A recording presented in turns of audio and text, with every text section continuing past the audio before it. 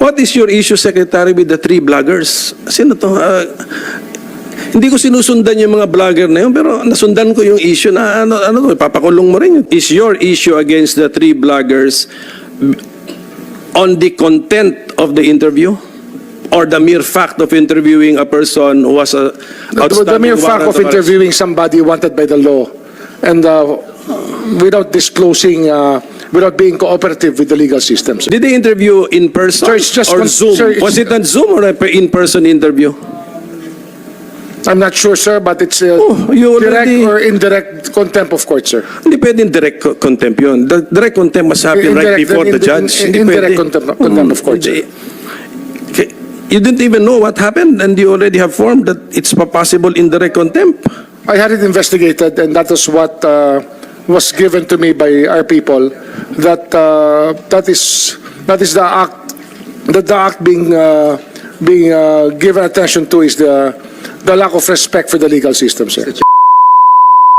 What is your issue, Secretary, with the 3 bloggers? Sino to?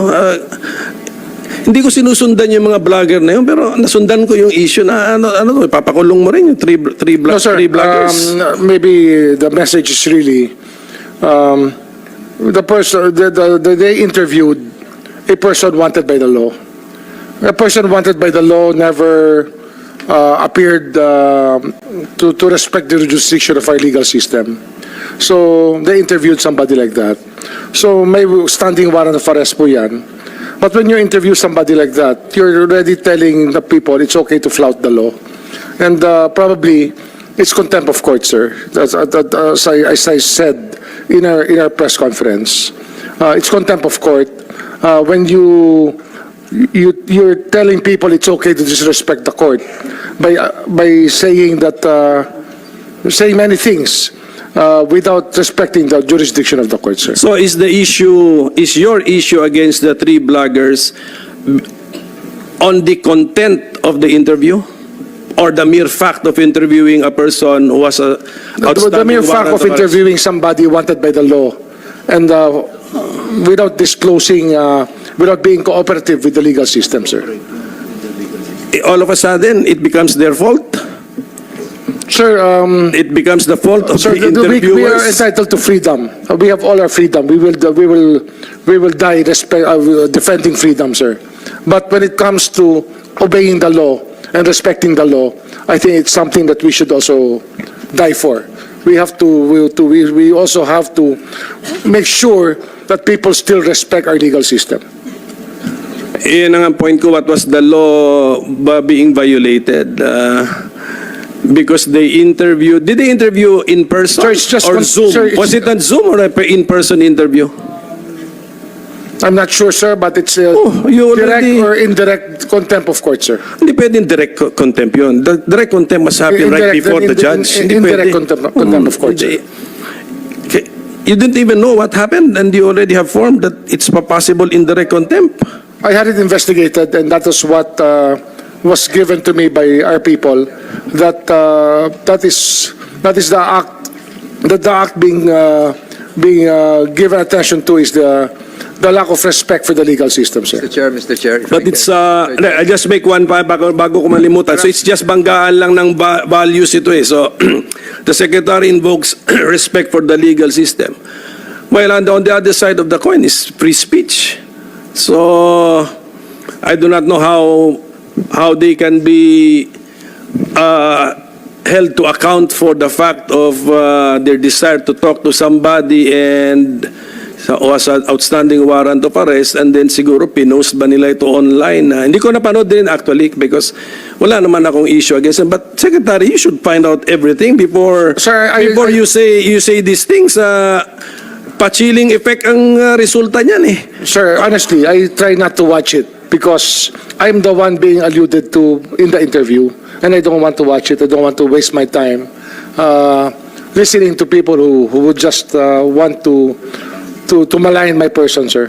So I asked the other people to investigate it for me. You were the one, you have a footage, ikaw nagsasalita, you have that. We're you have in not possession even- of footage, yes, sir. You have We're not in even possession seen the. No, footages. I saw the footage of you saying that you will file. Well, that's what we are trying to work on, sir. Anyway, To ask the court to consider contempt, because it is not something that we want replicated all over the country, that we glorify people who do not obey the law. well, at any rate, Mr. Chairman, siguro in due time that the theory of our secretary will be tested in court.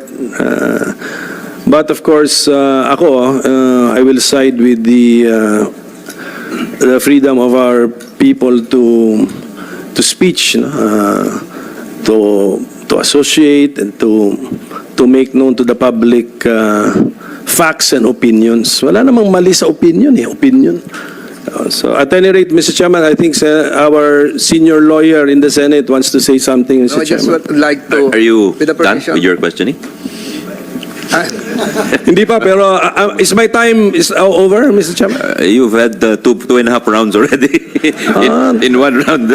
We've been very liberal. The time consumed by Senator Bato was counted against me, Mr. Chairman. Sige, siguro sa next round na lang We kay give a Dennis. chance I'll go to the COA findings. Meron niya sa maraming COA findings. Okay, thank and you. even PCGG siguro because tatanungin ko na lang kayo on what's the effect of the right sizing concept on the PCGG, is the relevance of the PCGG, etc.